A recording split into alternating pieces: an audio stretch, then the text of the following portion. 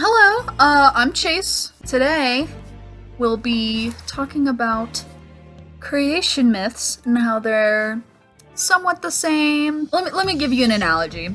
So let's say you have the choice between a burger and a turkey burger.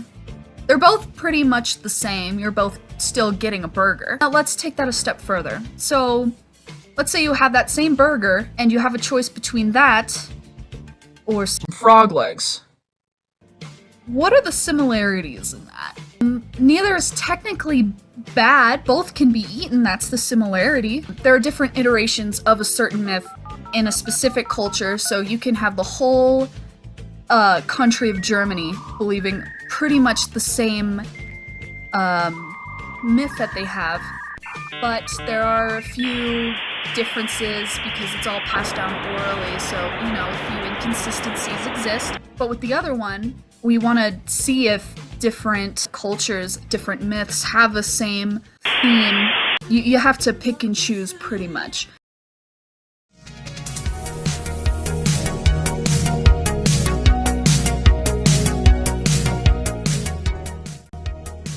So it started with Chaos, and he reached into the void and pulled out Gaia, and Gaia is supposed to be a representation of Earth. Then Gaia ended up matching with Uranus, and then decided, yo, let's get the smack, and they had a lot of kids. So he ended up not liking his kids and shoving them back up in the uterus, causing Gaia a lot of pain. That's bullshit. Gaia wanted revenge, and yo, I got a sickle. Zeus, you want it? And then Zeus is like, yeah, let's get that shit.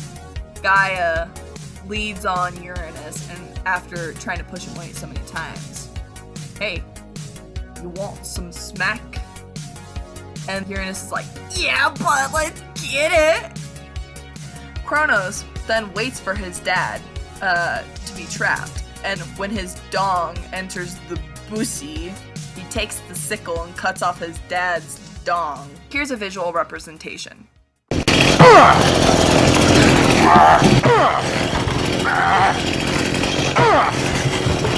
a lot of damage! How about a little more?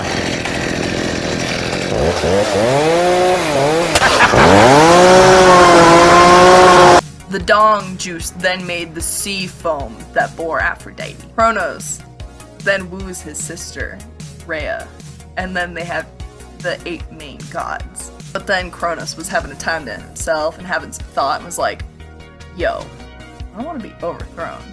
I got a great idea. Let me crunch all my kids. In between Rhea popping these beans out and then getting them eat, I'm sure she was like, nah, man.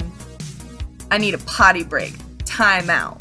But little does Kronos know, Rhea ends up hopping over to the island of Crete. I'm gonna pop this baby out. Hey, you nymphs over there, take care of my kid. After Rhea comes back from her potty break, after squeezing out Zeus on the island of Crete, she swaddles a rock in some cloth and is like, hey Kronos, on that bathroom break, I squeezed out another kid. Here you go. And so he swallowed the rock without thinking about it. And then later on, after Zeus comes back and is like, yo, Pops, let's brawl in the Thunderdome. Then Zeus blasts his dad in the stomach and makes him yarf up all his siblings. And then Zeus is like, yo, I'm king now. I'm gonna take Olympus for myself and become the king. And then eventually, I'm gonna marry my sister Hera.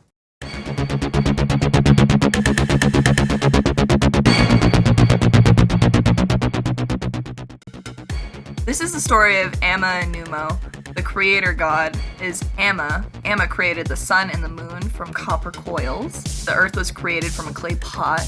Amma fell in love with the earth. A termite mound came out of the ground to prevent being raped. Amma then cut the mound and consummated. From the first consummation bored Jackal. Jackal is kind of an a-hole, and he's more of a solitary dude. The second consummation bore Nummo, a hermaphrodite snake boy. And Nummo wanted to give a gift to the earth, a skirt made from the heavenly threads woven by the teeth of Nummo. This was referred to as the first order / word. of the world. Jackal was so jealous that he took the first word for himself. While he was doing that, he got the smack with his mom without consent. Not great. Amma was narsed out, so he made beans with Nummo. And Nummo was a perfectionist, so he made a male and a female. The beans ended up having 8 more beans themselves, and then Nummo realized that the earth was raped, went into the bush, and turned into water.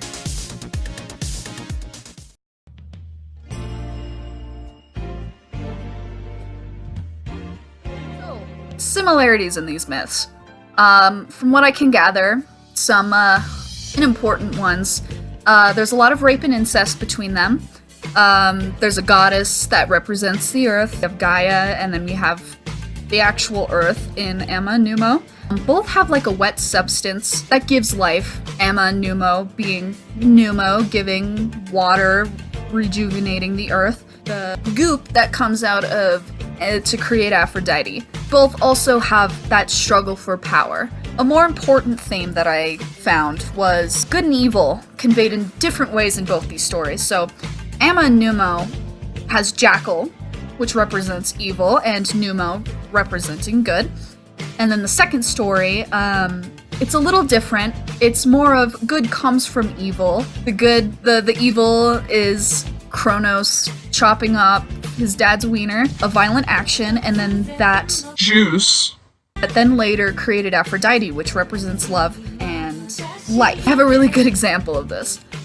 I'm an avid Simpsons watcher. The newest episodes are just awful.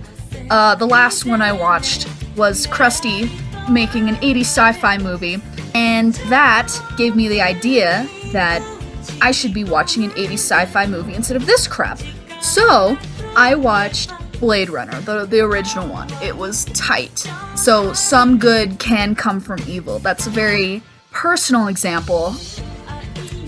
With this similarity, can we assume that this is a collaboration of ideas? I'm gonna go into a little bit with that. Amma and Nummo was from a tribe in Mali called Dogon. The Dogon? Dogon? The Dogon tribe, while the other one is from ancient Greece. If we look at them physically, there is no way that these two areas are connected. The Dogon tribe is landlocked, and ancient Greece is near the ocean that connects the two continents, but it's very far from Africa. They would have to travel through modern-day Turkey down past Egypt, Libya, and then to Mali, which is where they reside today. That's about 2,200 miles from ancient Greece to Mali, and that's going over an ocean. There's no way that somebody could walk. Maybe because the big ass desert in the way, in case you forgot. The Sahara Desert stretches right in between the middle of the two. I don't think my Birks would last that long. Now I hear you thinking, Chase, people travel all the time. I'm sure one from ancient Athens could have made it. true, but the fact that ancient Greece only existed from 800 BC to 100 BC and the Dogon tribe dates back from 3200 BC is highly unlikely. And now I hear you thinking again. But Chase, people move around a lot. I'm sure they didn't stay in one place. They could move from somewhere else.